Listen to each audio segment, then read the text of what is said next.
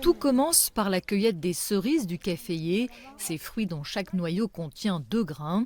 Des milliers de femmes travaillent dans cette plantation du Kivu, dans l'est de la République démocratique du Congo. Et ce n'est pas un hasard si les hommes, eux, sont si peu nombreux. Derrière le café produit ici se cache en effet une ONG qui se bat pour l'autonomisation des femmes par le travail.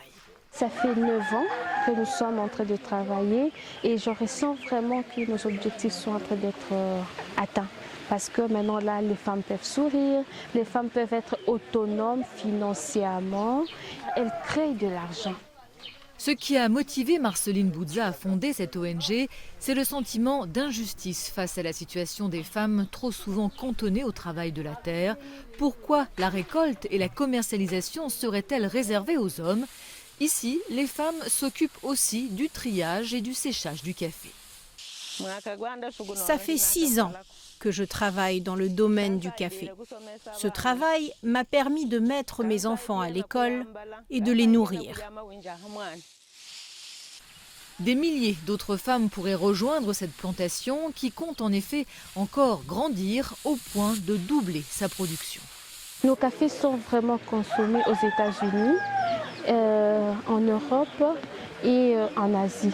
Nous produisons un café de spécialité qui est beaucoup plus apprécié sur la scène internationale. Et donc, la demande est là.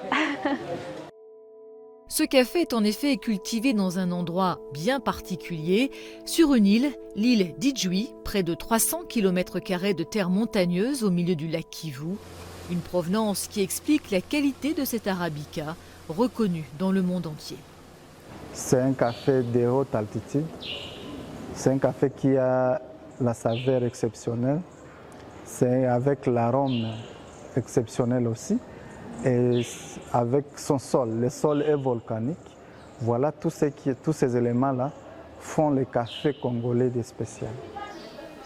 Une fois séchés, les grains de café sont envoyés dans cette coopérative agricole de Goma pour l'ultime étape de production, le déparchage, qui consiste à retirer la dernière enveloppe entourant les grains.